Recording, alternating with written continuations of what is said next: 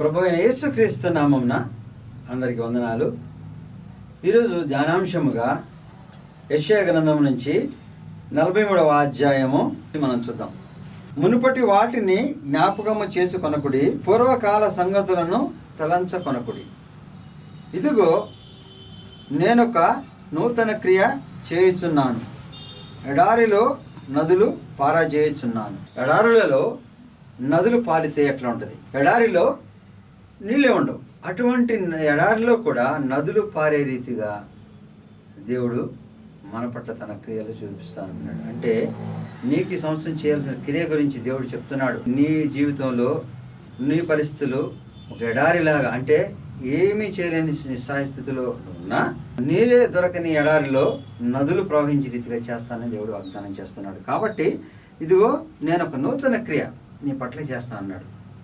దేవుడు నూతన క్రియ చేసే ముందు ఏం చెప్తున్నాడు? మునుపటి వాటిని నువ్వు జ్ఞాపకం చేసుకోవద్దు. అంటే గతంలో చాలా విషయాల్లో నీకు అనానుకూలతలో లేకపోతే నీకు అనుకున్న కార్యాలు జరగకపోవచ్చు, నీ జీవితము ఆ రీతిగా ఉండకపోవచ్చు, లేకపోతే నువ్వు తలంచిన రీతిగా గడవకపోవచ్చు. కానీ ఈ సంవత్సరము నువ్వే విషయంలో చింతపడుతున్నావో, ఏ విషయంలో ఆందోళనకు గురవుతావు, ఏ కార్యాలైతే నీకు సహకరించట్లేదు, అనుకూలించట్లేదు, ఇటువంటి విషయాలన్నీ కూడా దేవుడు నీకు ఈ వాగ్దానం చేస్తున్నాడు. ఏమని? నూతన క్రియ చేస్తాను. కాబట్టి నీ జీవితం ఏ రీతిగా దీవించబడాలి, ఏ రీతిగా నడిపించబడాలో నువ్వు అనుకున్న రీతిగా నడిపిస్తాను. అయితే నీకు జరిగే క్రియలలో 2 ప్రాముఖ్యమైన విషయాలు వాక్యంలో చెప్పబడినాయి. ఏమని?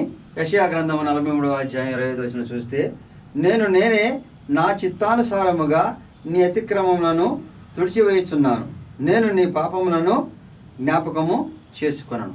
మన క్రియలు జరగపోవటానికి, మన జీవితము మరి అనుకున్న రీతిగా జరగకపోవటానికి, లేకపోతే చాలా ఉన్నత స్థితిలో మనం వెళుతున్నాను అనేక సమస్యలతో మనం ఎన్నో విషయాలు దీవిస్తున్నామని కనబడినా అవి మనం వేధిస్తూ, లేకపోతే వాటిలో మనం శోధించబడుతూ మరి ఏ రీతిగా అవి పరిష్కరించబడుతున్న ఎదురు చూస్తున్నామేమో. అటువంటి జీవిత గమనంలో దేవుని వాక్యం ఏం చెప్తుంది? దేవుని ఏ రీతిగా మనం నడిపిస్తామని చెప్తున్నాడు. ఏమంటున్నాడు?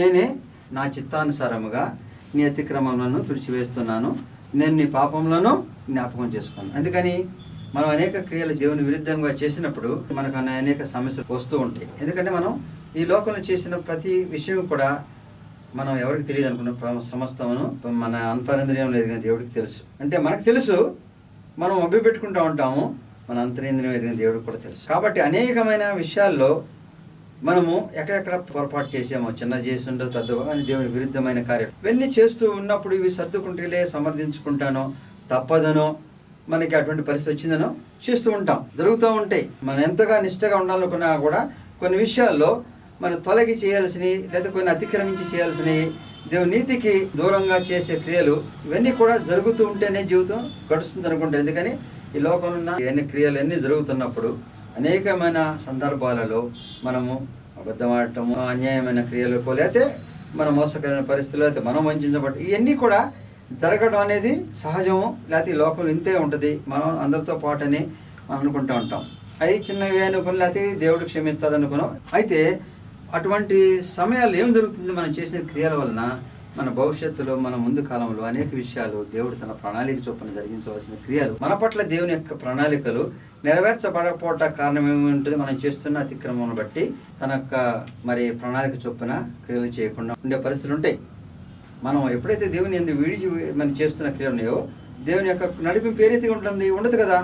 మరి అటువంటి పరిస్థితిలో దేవుడు ఏం చెప్తున్నాడు? ఇప్పుడు నేనే నా చిత్తానుసారముగా నీ అతిక్రమమును తుడిచివేస్తున్నాను, నీ పాపమును జ్ఞాపకం చేసుకున్నాను. కాబట్టి నువ్వు చేసిన క్రియల వలన ఇప్పుడు ఈ పరిస్థితి ఉంది, నాకు ఇటువంటి స్థితి ఉంది, కాబట్టి ఇవి అనుభవించక తప్పదు, లేకపోతే దీని నుంచి మార్గం లేదు, లేకపోతే దీన్ని నేను తప్పక చేయవలసి. ఎందుకంటే మనం చేసిన క్రియలు మనకు తెలుసు.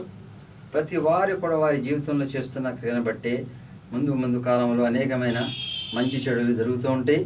దీవించబడటము, లేకపోతే శోధించబడటము, లేకపోతే సమస్యలు కొనసాగబడటం అన్నీ కూడా మనం చేసిన క్రియలను బట్టి ఉంటాయి. ఇవన్నీ కూడా చాలా వరకు వాస్తవమే. మనం అనుసరించే విధానం బట్టి మాత్రము కొంత జరుగుతూ ఉంటాయి. అయితే ఆ విషయాల గురించి మనం దేవుని అడిగినప్పుడు మనకు జరిగేది ఏంటి? వాక్యం ఏం చెప్తుంది? నేనే నా చిత్తానుసారముగా నీ అతిక్రమములను తీసివేస్తాను, నీ పాపములను గురించి జ్ఞాపకం చేసుకుని అన్నాడు. అంటే ఎవరి పట్ల ఇది దేవుడు చేస్తాడు? మరి అందరి పట్ల ఇదే దేవుడు చేస్తే ఎవరి అతిక్రమాలను దేవుడు గుర్తించకపోతే లోకంలో పాపం చేసిన వాళ్ళందరూ చేసి మళ్ళీ దేవుడు ఏం మమ్మల్ని చేయకుండా మా యొక్క జీవితాన్ని కొనసాగింపమని జరుగుతుందా? వారు చేసిన పాపక్రియలన్నింటిని బట్టి వారి జీవితంలో వారు ప్రాయశ్చిత్తంగా చేయవలసిన క్రియలు ఏమైనా జరగకుండానే అన్ని దేవుడు తుడిచివేస్తున్నాడా? మరి దేవుడు తుడిచివేయగలిగిన పరిస్థితులు ఏంటి? ఎప్పుడు దేవుని వాక్యం నెరవేరుతుందంటే దేవుని నిలిచిన వాళ్ళు, దేవునిలో ఉన్నవాళ్ళు, దేవుని ఎందుకు నిలవడానికి వచ్చిన వాళ్ళు ఒకవేళ క్రమము తప్పినా సరిచేసుకొని మారు మనసు పొంది, లేకపోతే వాటిలో ఇక ముందు అటువంటి క్రియలు చేయకుండా నీతిమత్వంతో ఉండాలనుకున్నప్పుడు అంతకుముందు శోధించబడిన అంతకుముందు దేవుని వ్యతిరేకమైన క్రియలు చేసిన వారికి దేవుని వాక్యం చెప్తుందంటే నిన్ను నీ అతిక్రమాలని నేను క్షమిస్తాను. ఎందుకని నీవు చేసినవి పరిస్థితులను బట్టి చేసిన నీలో కొంత యథార్థతను బట్టి ఆ పరిణామాలన్నీ చూస్తే నీకు అది అవసరం కొద్దీ చేసిన అటువంటి క్రియలలో నీతిమత్తాన్ని సరిచేసుకున్నప్పుడు దేవుడు నీ యొక్క అతిక్రమం తుడిచివేస్తాడు. యాకోబు జీవితంలో మనం చూస్తే యాకోబు తన తండ్రి అయిన ఇస్సాకు దగ్గర మరి అన్నగా కపటముతో దీవెనలు పొందుతాడు. అంటే ఆ దీవెనలు ఉంటే కానీ ఫలించి అభివృద్ధి చెందాలైతే ఆ దీవెనలతో దీవించబడతారు, మంచి జీవితం ఉంటుందని ఆశించాడు. అయితే జ్యేష్ఠుడిగా పుట్టిన అన్నకి రావాల్సిన దీవెనలు ఇతను కపడంతో, అందుకని ఇతను జ్యేష్ఠుడు కాదు కాబట్టి ఆ దీవెనలు రావు. మరి ఆ దీవెనలు కావాలి, అందుకనే అన్న రూపంలో తండ్రి దగ్గరికి వచ్చి మోసం చేసి ఆ దీవెనలు పొందుతాడు. మరి ఇది అతిక్రమమైన, అవినీతి కార్యమైనా, ఇది మోసకరమైన కార్యమైనా ఎన్ని మనం చెప్పినా అది ఆ రీతిగా అన్నకు దక్కవలసింది ఇతను పొందటం అనేది అది కూడా మోసం చేశాడు కాబట్టి ఇది అతిక్రమమే, ఇది శిక్షార్హమే, దీనికి ప్రతీకారం చేయవలసిందే. అయితే మరి యాకోబు ఎప్పుడైతే ఈ విషయం అన్నకు తెలిసిందో తమ్ముడు చంపేస్తానన్నప్పుడు మరి ఆ విషయం తెలిసిన తల్లి మరి అతన్ని తండ్రి కూడా పిలిచి ఇక్కడ వద్దు, నువ్వు మేనమామ ఇంటికి వెళ్ళిపో, కానాను కుమార్తెను చేసుకోమని చెప్పినప్పుడు యాకోబు వెళ్ళిపోతున్నాడు. తమ్ముడు ఇతను నన్ను మోసం చేసిన సంగతి తెలిసి కూడా ఎందుకు అక్కడికి పంపిస్తున్నారు, దొరకకుండా వెళ్ళిపోతున్నాడు. మరి అక్కడ ప్రతీకారం తీసుకునే అవకాశం లేదు. వాళ్ళు చెప్పిన సలహా కూడా మేనమామ కూతురు చేసుకోమన్నారంటే ఇన్ని మంచిగా వాడికి చెప్పి పంపిస్తున్నారు, నా పట్ల ద్వేషము, నాకు దీవెనలు ప్రేమ ఇవ్వాల్సిన వీళ్ళు ఈ రీతిగా చేస్తున్నారని మరి ఏం చేశాడు? ఇష్మాయేల్ యొక్క సంతతికి చెందిన మరి ఇంకొక స్త్రీని వివాహం చేసుకున్నాడు. అంటే ద్వేషము, పగ ఏశావులో పెరుగుతుంది. మరి యాకోబులో అన్న యొక్క దీవెనలు పొందాడు, కానీ అన్న పైన ద్వేషము, పగ లేదు. అన్నకు రావాల్సింది దక్కించుకున్నాడు. అయితే వెళుతున్న మార్గ మధ్యంలో దేవుడు వెళ్ళి ప్రతి స్థలంలో నీకు తోడై ఉంటానన్నాడు. అదేంటి? ఇంతగా మోసం చేసిన యొక్క యాకోబును దేవుడు దీవిస్తూ నీ తోడై ఉంటానని ఎందుకన్నాడు? యాకోబు దీవెనలు మాత్రమే పొంది వెళ్తున్నాడు. ఆ దీవెనలు అంటే తండ్రి ఆస్తిలో భాగము, తల్లిదండ్రులతో జీవనం, ఉన్న సంపద అంతా కలిసి పంచుకోవాలను, తెచ్చుకోవాలను, దానిపై ఆధిపత్యం చెందాలని అడగలే. ఆ దీవెన మాత్రం ఇస్తే చాలనుకున్నాడు. ఆ దీవెన పొందుటకు వెళ్ళిపోతున్నాడంటే ఏమి జరుగుతుంది? అక్కడ సొంత ఊరును, సొంత తల్లిదండ్రులను, సొంత ఆస్తి సమస్తమును వీడి మరి అక్కడ పరాయి దేశానికి వెళ్ళిపోయి అక్కడ ఏం చేస్తాడు? ఒక కాపరిగా 18 సంవత్సరాలు 20 సంవత్సరాలు ఉంటాడు. అంటే యాకోబు అన్నీ కూడా అక్రమంగా పొందాలనే మరి ఆలోచనతో చేశాడా? దీవెనించబడితే ఆ దీవెన ఫలాలతో అభివృద్ధి చెందాలనుకున్నాడు. ఆ దీవెన ఫలాల అభివృద్ధి చెందాలంటే నీతిమతం మాత్రమే జరుగుతుంది ఆ దీవెనలు రావాలంటే. కాబట్టి యాకోబు జీవితాన్ని ఏ రీతిగా ఎంచుకున్నాడు? తనకి అర్హత లేదు, కానీ అది పొందితే దీవెనలు ఉంటాయి. ఆ దీవెన పొందే రీతిగా జీవిస్తే ఫలించబడతాం. కాబట్టి మనకి అప్పుడున్న పరిస్థితిలో మనకి అర్హమైనది కాకపోవచ్చు, మనం అప్పుడు అర్హులం కాదు, కానీ అది పొందితే అనేకమైన మేళతో ఉంటాం. కానీ అది పొంది దాన్ని అందుకోవాలనుకున్నప్పుడు మనము ఏ యొక్క క్రియ చేస్తున్నామో దాన్ని బట్టి ఆ ఫలితాలు ఉంటాయి. కాబట్టి దేవుడు ఒక్కొక్కసారి నీకు అర్హం కానిది కూడా ఇవ్వడానికి, తన యొక్క కృపను దయచేయడానికి ఎప్పుడు వస్తుంది? అది నీకు అర్హం కానిది అడిగినా దాన్ని పొందుకునేటప్పుడు అంటే నీ నీతిమత్వాన్ని బట్టి దేవుడు చూసి నీకు అర్హం కానిది అని కూడా అర్హుడుగా చేసి దీవించి ఫలింపజేస్తాడు. కాబట్టి అప్పుడు నీ దోషాల్ని తుడిచివేస్తాను. ఎందుకని నీ యొక్క నీతిక్రమం, నీ యొక్క ఆలోచన, నీ యొక్క మనసులో తలంపు అన్నీ కూడా నీతిమత్వంతో కలిగి ఉన్నాయి. అన్న యొక్క దీవెనలు మాత్రం అడిగావు, కానీ అన్నను మోసం చేసి అన్నను పతనం చేయాలనో, లేకపోతే ఆస్తినో, సంపదనో, తల్లిదండ్రులను, బంధువులను పంచుకోవాలని, లేకపోతే వాళ్ళందరి ముందు నువ్వు గొప్పగా వెళ్ళాలనుకోలేదు. సమస్తం నువ్వు వెళ్తున్నావు ఆ దీవెన ఫలాలు పొందడానికి. ఆ దీవెన ఫలాలు పొందే రీతిగా నీ జీవితాన్ని ఎంచుకొని వెళ్తున్నావు.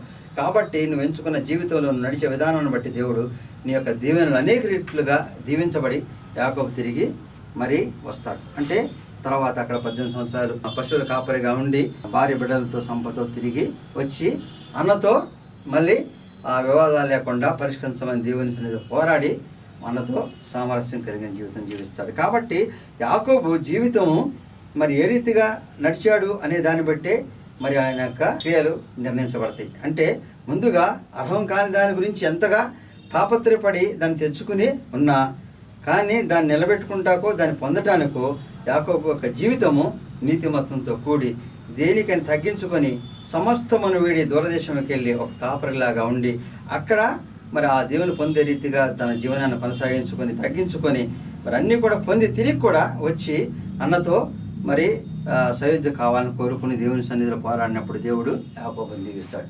కాబట్టి ఇటువంటి క్రియా నడతలు మనకి ఉన్నప్పుడు మన ఆలోచనలు ఆ రీతిగా మనం ఉన్నప్పుడు మనము చాలా విషయాల్లో ఇప్పటి వరకు పొందలేనివి దేవుడు నేను గెలిపించడానికి నీ యొక్క నడవడిని బట్టి ఉంటుంది, నీ యొక్క క్రియలను బట్టి ఉంటుంది, నీ యొక్క ఆలోచన బట్టి ఉంటుంది. నువ్వు అవి పొందుటకు ఏ రీతిగా నీ యొక్క జీవనాన్ని ఉన్నావో దాన్ని నువ్వు నడుస్తున్నావో దాన్ని బట్టే నిన్ను దీవించడానికి దేవుడు వాక్యాన్ని సెలవు ఇచ్చాడు. నువ్వు ఆ రీతిగా ఉన్నప్పుడు నీ యొక్క నీతిమత్వంతో నీ జీవితాన్ని కొనసాగించినప్పుడు నువ్వు చేసిన అతిక్రమలను నువ్వు చేసిన వాటన్నిటిని తుడిచివేస్తాను, జ్ఞాపకం చేసుకోను, నేను దీవిస్తాను. కాబట్టి మన జీవితంలో మనం ఒకవేళ అటువంటి క్రియలు లేకుండా చేసినా లేదా పొందలేకపోయినా మన యొక్క నడవడిని బట్టి నీతిమత్వాన్ని బట్టి దేవుడు వాటిని క్రమంగా మనకి దీవిస్తాడు. కాబట్టి కొత్త సంవత్సరంలో నువ్వు చేయవలసినవి, నువ్వు నడవలసినవి, నీ జీవితంలో పొందవలసినవి అన్నీ సిద్ధం చేసి ఉంచాడు ప్రణాళిక చొప్పున.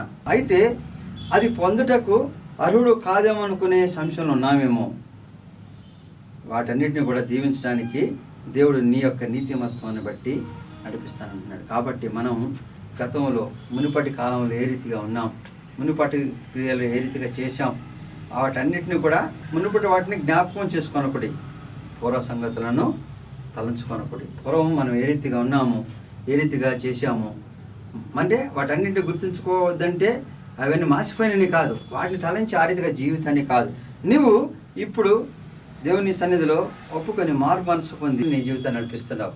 నువ్వు ఏ రీతికి ఇప్పుడు నడుస్తున్నావో దాన్ని బట్టే దేవుడు నిన్ను దీవిస్తూ ఉంటాడు. కానీ గతంలో చేసిన వాటి యొక్క ఫలితాలు నువ్వు అనుభవిస్తూ ఆ రీతిగా శాపగ్రస్తమైన జీవితం జీవించమని దేవుడు కోరాడు. ఎప్పుడైతే దేవుని సన్నిధిలో నువ్వు నీతిమత్వంతో జీవించాలని కోరుకుని మారమనసుతో అడిగావో నీ నీతిమత్వాన్ని బట్టి దీవించబడుతూ వెళ్తావు. ఆ రీతిగా యాకోబు తన యొక్క జీవితాన్ని మరి ఏ రీతిగా దేవుని సన్నిధిలో నడుస్తూ వెళ్ళాడో మరి అవన్నీ చూసి దీవించబడి తిరిగి వచ్చాడు. అయితే అపోస్తలుడైన పౌలు తిమోతికి రాసిన 2వ పత్రిక 4వ అధ్యాయం 14వ వచనం చూస్తే అతని క్రియల చొప్పున ప్రభు అతనికి ప్రతిఫలం ఇచ్చును. నువ్వు చేసిన అతిక్రమాలను తీసివేస్తానన్నాడు, నువ్వు చేసిన పాపాలన్నింటినీ క్షమిస్తానన్నాడు. కానీ ఇక్కడేం చెప్పబడుతుంది, అతను క్రియల చొప్పున ప్రభు అతనికి ప్రతిఫలం ఇచ్చునన్నాడు. మన జీవితంలో మనం నడుస్తున్నప్పుడు మరి వాక్యము 2 అంచుల కట్టుగా ఉంటారు కదా, ఆ రీతిగా చాలా స్పష్టంగా చెప్తుంది.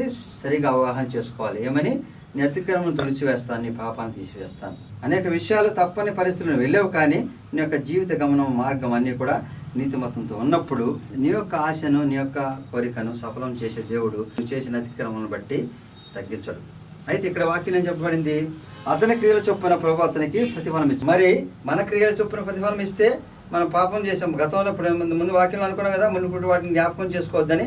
మరి ఇప్పుడు జ్ఞాపకం చేసుకున్నట్టే కదా. మరి గతంలో చేసిన వాటి యొక్క ప్రతిఫలం ఇప్పుడు మనం అనుభవిస్తే మరి దేవుని సన్నిధికి వెళ్ళగలమా?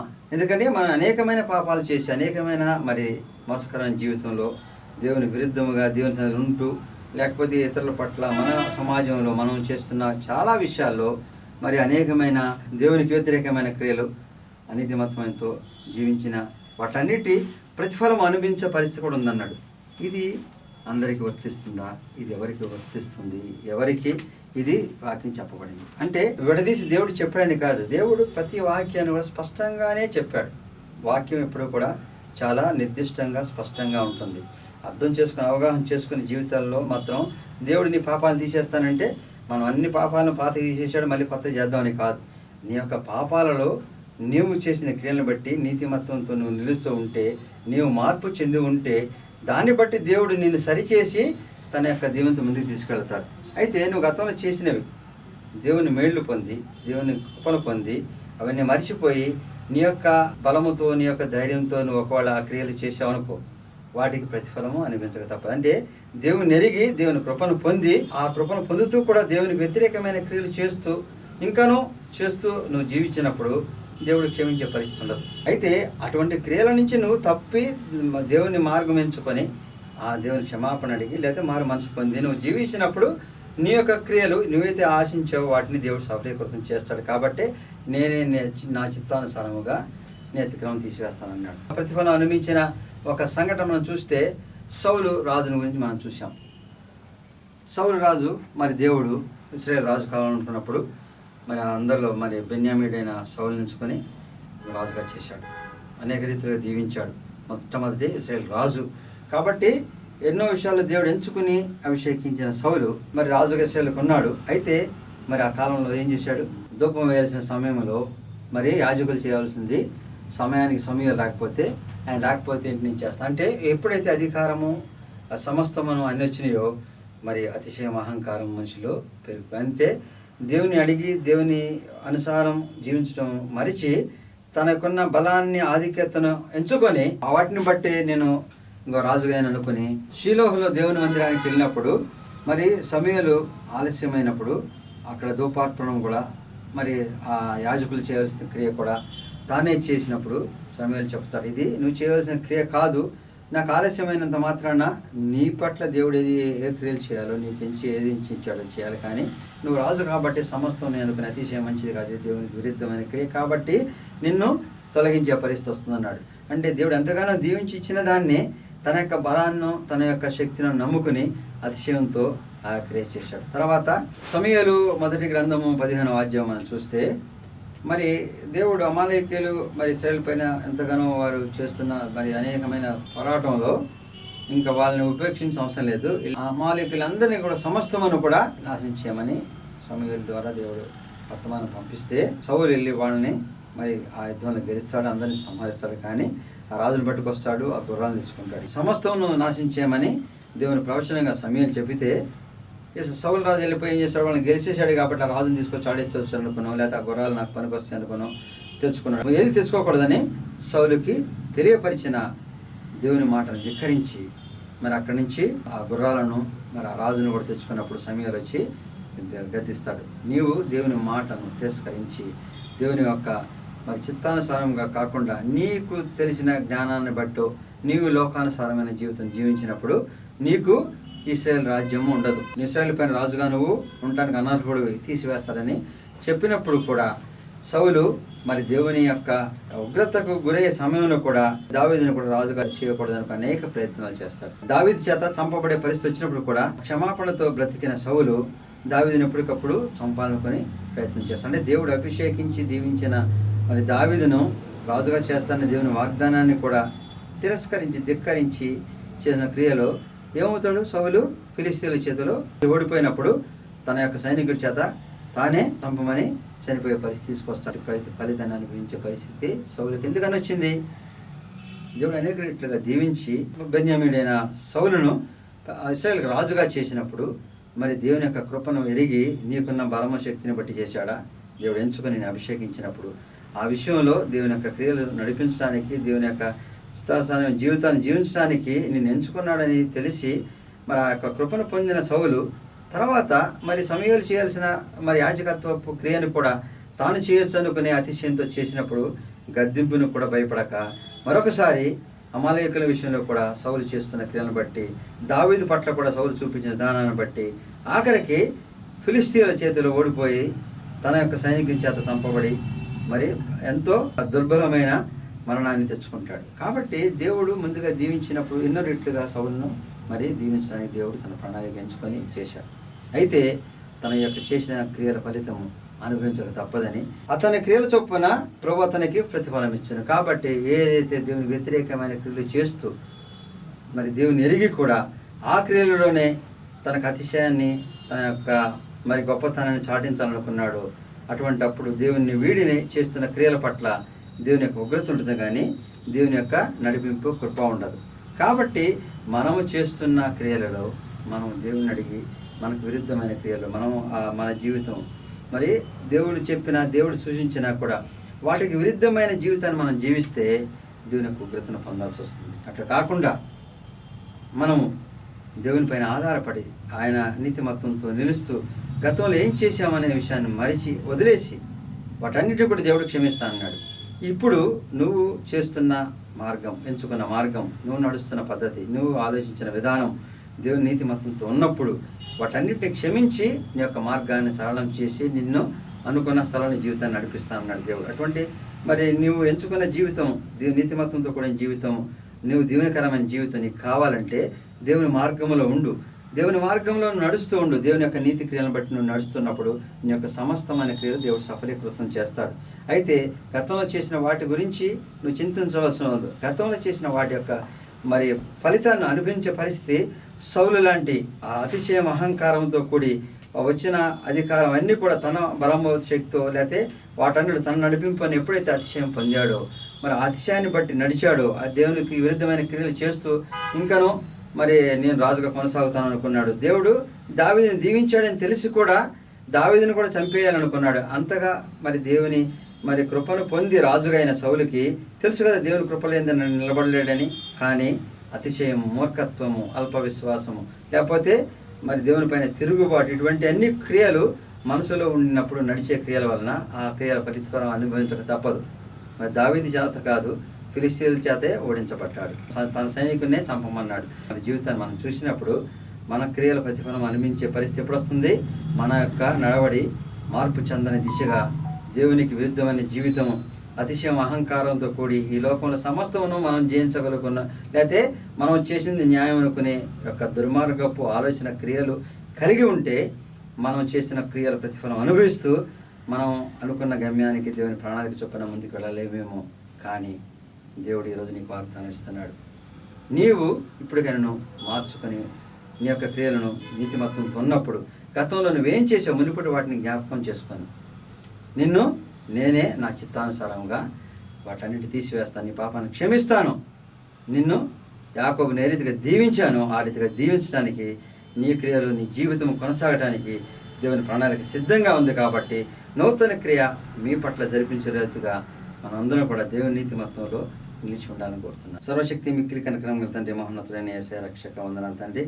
ఈరోజు వాక్యంలో నువ్వు మరి ఏ రీతిగా మా యొక్క క్రియలు ఫలితం మేము అనుభవిస్తాము, క్షమించబడతాము, మరి ఇవన్నీ కూడా మా యొక్క జీవితాన్ని సన్నిధిలో మొరపెట్టి నీ మారు మనసు కలిగి మేము జీవించినప్పుడు ఆ నీతిమత్వాన్ని బట్టి జీవిస్తానని వాగ్దానం చేసిన దేవా, ఆ రీతిగా మా జీవితాలలో నడిపించము. మేము నీ సన్నిధిలో మొరపెట్టినది మేము నిలుపుకొని ఆ యొక్క నీతిమత్వం జీవించుటకు సిద్ధపాటులో మేము ఉన్నప్పుడు గతంలో చేసిన వాటన్నిటిని కూడా తుడిచివేసి క్షమించే దేవుడు నువ్వు ఉన్నావు. ఇప్పుడు ముందు జరగబోయే కాలంలో నీ బిడ్డగా నీ నీతిమత్వంతో కలిగి మేము జీవించిన దాన్ని బట్టి మా యొక్క జీవితం ఏది కోల్పోయామో, ఏది నష్టపోయామో, ఏది గెలవాలనుకున్నామో, ఏది అపజయమన్నామో, ఏ అనారోగ్యంతో మేము పోరాటం చేస్తున్నాం, ఏ విషయంలో కుటుంబంలో మేము సమస్యలతో ఉన్నామో, లేకపోతే వీటన్నిటిని కూడా తొలగించి తీసి మాకు మార్గాన్ని ఏర్పాటు చేసి దీవిస్తాన్న దేవా, నీ వాగ్దానాన్ని నెరవేర్చే రీతిగా మా జీవితంలో నడిపించమని క్రీస్తు వారి పేరు పెడుకుంటున్నాం తండ్రి.